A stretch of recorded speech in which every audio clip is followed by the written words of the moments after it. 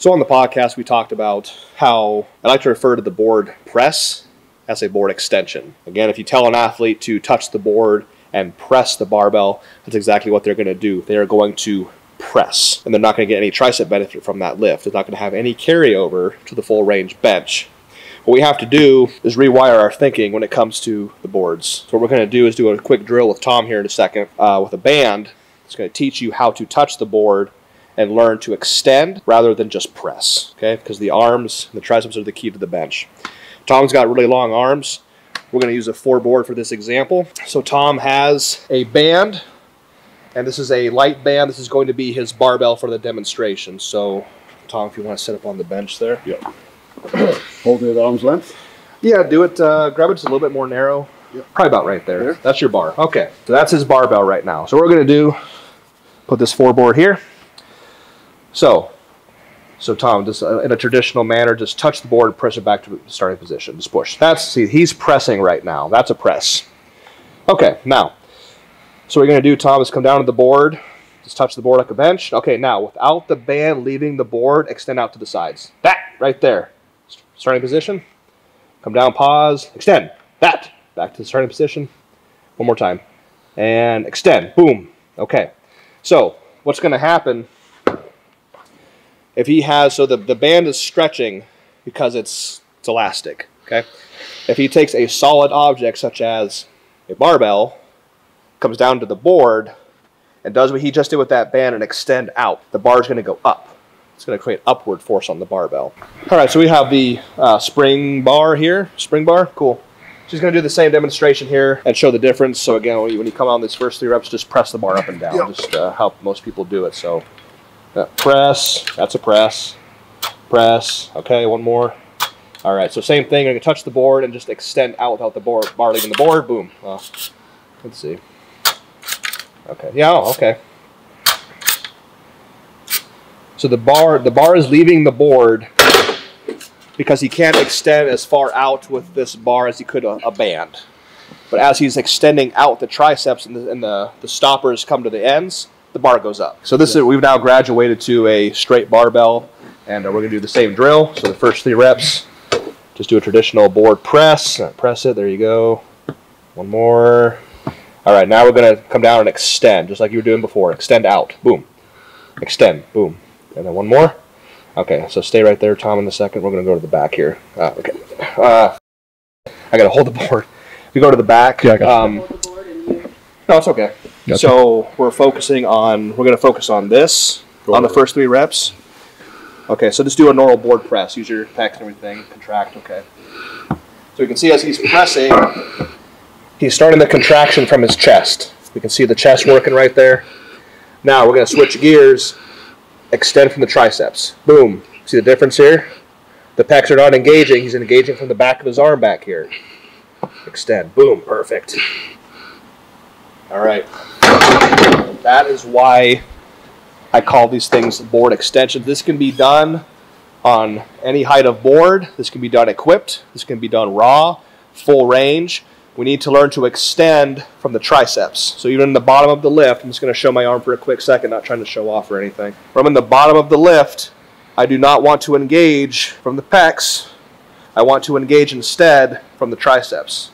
I need to feel them engage. I need to start extending to get the triceps kicked in to have a tricep dominant press. All right, guys, Jimmy Kolb here, and what I'm going to do today is talk to you about the reverse grip bench press. So with the reverse grip bench, the bar path is a little bit different. As a competitive bench presser than others as well, when we touch, we have this tendency to kind of drift over the face a little bit on kind of a slight incline. On the reverse grip bench, you cannot do that. So if I set up to bench real quick, take the bar out. I have to bench in a very straight line, almost like I'm trying to push towards my legs. If I get in trouble and I try to drift, there's nothing here to keep the bar from falling. I have to keep the bar in line with my triceps, which are now on this side of the barbell. So again, it's going to be a very, very straight press, almost towards the legs, which also shortens the distance a little bit too. So instead of a curved path, like a normal bench press, you have to keep it in a straight line. This could be beneficial for the shirted bench presser. Kind of mimics that same bar path, right? Touching nice and low, as opposed to if you're pronated, you could touch high on the chest, although that's going to cause the shoulder to flare out like this. With tucking and benching reverse grip, you are touching low like you would if you were in a bench press shirt. So traditionally, obviously, when we grab a bar for bench press, the most popular, well-known way to do that is this pronated grip. Everybody likes to bench pronated. Now back in the 90s, there was a gentleman named Anthony Clark who kind of hit the scene with reverse grip, and which is just this supinated position right here. This is what he did, is how he benched competitively. Kind of made waves doing that. Almost became the first man to bench 800 pounds ever, but also it would have been using this reverse grip method. My reverse grip style is a little bit different. I can't physically grab a barbell with a full supinated position, so I can't do barbell curls, I can't do wrist curls, I cannot fixate my joints in a supinated position on a straight barbell. So I've never been able to do a reverse grip bench the traditional way. So the way I do that now is I actually place the bar between my two fingers, my trigger finger, my middle finger, and then I clamp down just like that. So what that's doing is putting my hand in a more advantageous position. When we walk as human beings, we have our hands facing our bodies. We don't walk pronated. We don't walk in a supinated position. So I also call it the natural grip. So everybody likes the football bars with the parallel hand positions. I see several of them over here. Everybody wants to do the football bar for tricep development and also to be easy on the shoulders. I can attain the exact same motion with a straight barbell simply by having my hands. So I'll have Tom step up right here and just demonstrate like a normal pronated bench, just how simulate like 99% of the population seems to do bench press. So that should look very familiar. There you go. All right, cool. So then what he's going to do, he's going to grab it with my split finger, reverse grip variation. There? Yep, right there's fine. Take it out. I mean, this looks a little goofy, but this is the reverse grip that I use. Right there. Perfect. Okay. You want to stay right there, Tom. I got a cool thing to show you. So if you come around here, and if Tom sets up again, do a pronated grip, just a normal bench press. Yep. We're going to look at his elbow positioning real quick. So when he touches the bar to his chest, see his elbows are about 45 degrees, maybe a little bit less. Good position to be in for bench. So because of the reverse grip variation, we're going to look at the difference of where his elbows are. They are extraordinarily tucked to the side. So Tom, if you pause on your chest on the next rep, try to flare your elbows out to the side as hard as you can. See how he's locked in there like that? He's trying to flare. That's about as much as he can flare. He's stuck. He's locked into this tucked elbow position. One of the biggest advantages with this reverse grip. Or even if you can do the traditional reverse grip, go ahead and do it. I physically can't. I had to do this to attain the same benefit, but with my limited mobility. So when you're on the pronated bench, there's the tendency to flare out, which is really bad for the shoulders, internal rotation. We want to be in a tuck position, and he was in a tuck position with his pronated grip. But with the reverse grip, it locks you into this position, and you cannot physically flare out from it. So it's extraordinarily safe for the shoulders, and it builds the fuck out of the triceps, which is like the second biggest benefit to the reverse grip bench. It's a tricep dominant pressing style. It all starts from your base. You can't bench 1,000 pounds or 1,400 with a weak back. What do people want to hear from you the most? Mostly, well, mostly it's how do you train? How do you make these things work? How the fuck do you do that? Is what it comes down to. Like how do you bench in a single ply that heavy?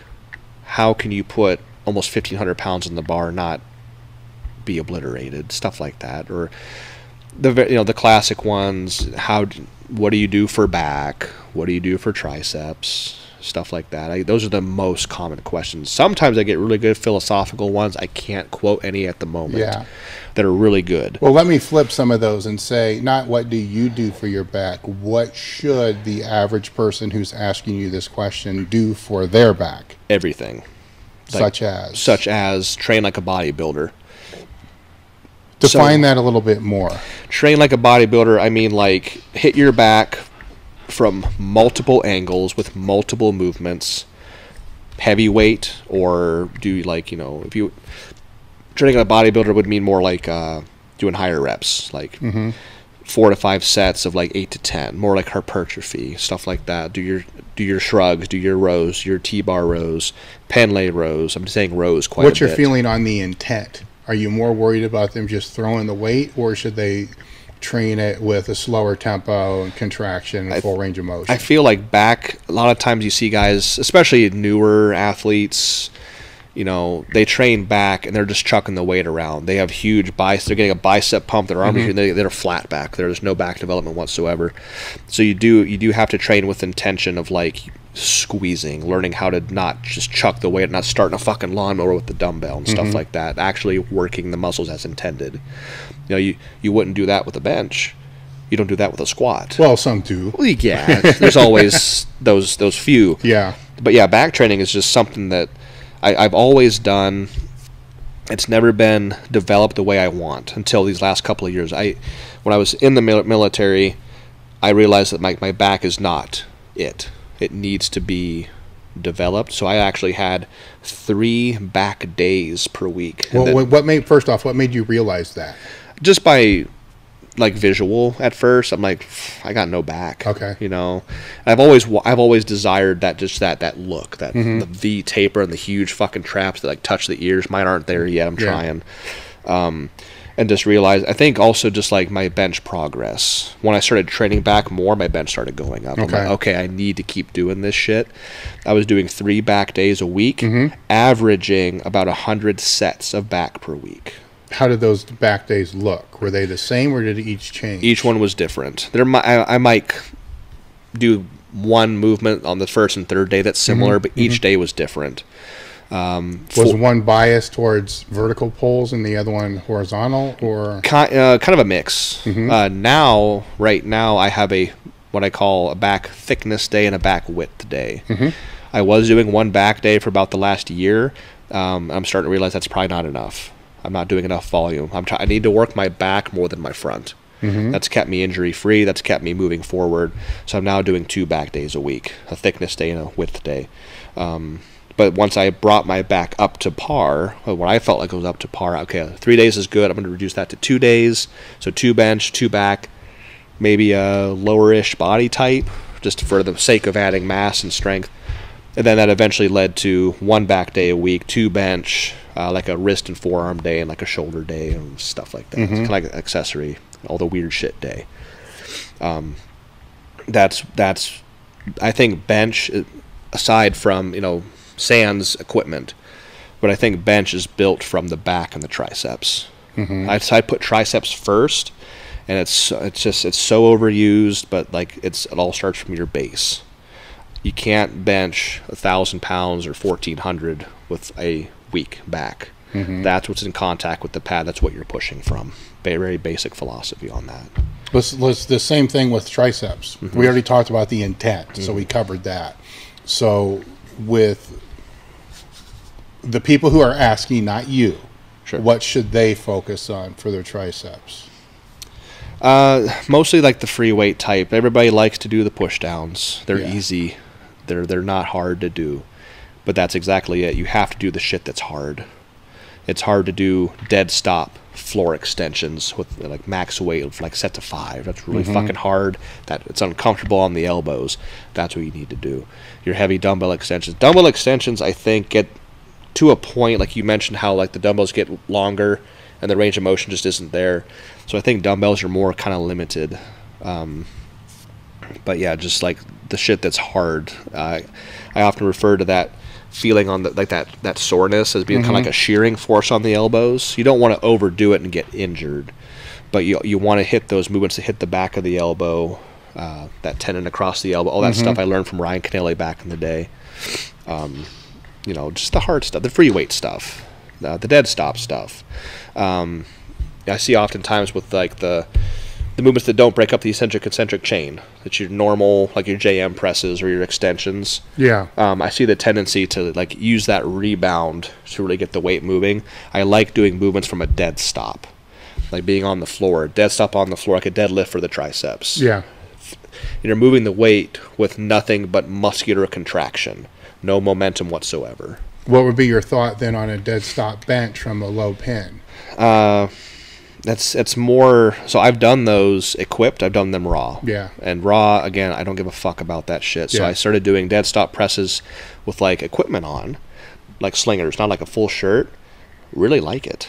And it's causing me to, you're breaking up the chain, but you also have to fire correctly. It's teaching you how to, like in the bottom of the lift, how to extend out of the bottom. A lot of value with that as well. All right, just be clear for the listeners, you're still unracking and lowering. Yes. You're not starting. Oh, no. Yeah, I'm treating it just like a traditional bench. The only difference is the arms are raised up. I don't do like a full touch dead stop. It's like an inch or two shy. Maybe like two different levels, inch, 2 inches. All right, so it's not off pins. It's just you stopping it. No, it is off pins. Okay. I'm setting the pins up high enough to where the bar stops 2 to 3 inches shy, say. You know, a very obvious stop, and then firing and learning how to extend out of the bottom. Yeah, I like doing those. Floor pressing is more or less one of my most prevalent, like most used bench accessories these days. You keep your legs straight or bent? I bend them. I mean, maybe like halfsies sometimes, like part way bent or not all the way full out.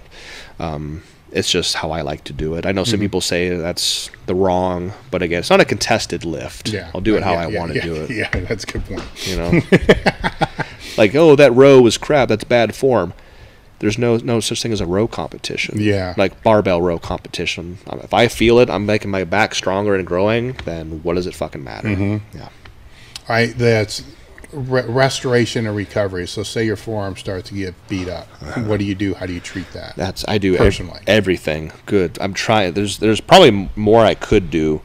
I don't know. We've pinpointed it that we think it's this brachialis that's causing. Oftentimes, what Jericho's explained to me is that the site of the pain is not the source. My most reoccurring thing is the pain right on top of this bone right here on the inside of the forearm. I talk about this like every single time I do a podcast. I talk about this forearm pain. So to get it to loosen up, I mean, so I'm not going to work on this area. It's what's above it getting tight that's pulling. So I'll scrape it. We'll massage gun it. Heat, cold, back and forth. What really changed the game initially was the cupping. I did 2 cups for 20 minutes, and the pain fucking went away. Now it's almost like my body's getting used to the cups, so now I have to find other things to do. Tom was talking to me about magnesium oils to add hydration directly to the area. So that's something I'm going to get into. I'm going to work with him. He wants to work with me on like keeping my body healthy and like working on these things. I have no mobility, so a lot of this shit's coming from no mobility, starting from like my back to my shoulder to my front. So it's I don't do mobility or stretching, and I probably should. Hey guys, if you like and want to support the podcast, remember we have limited edition items. These items can range anywhere from t-shirts, tank tops, sweatshirts, cups. You never know what you're going to get. Check them out at www.elitefts.com. All right guys, thanks for watching the video to the end. Make sure to like and subscribe to the channel and click here, or here for more videos.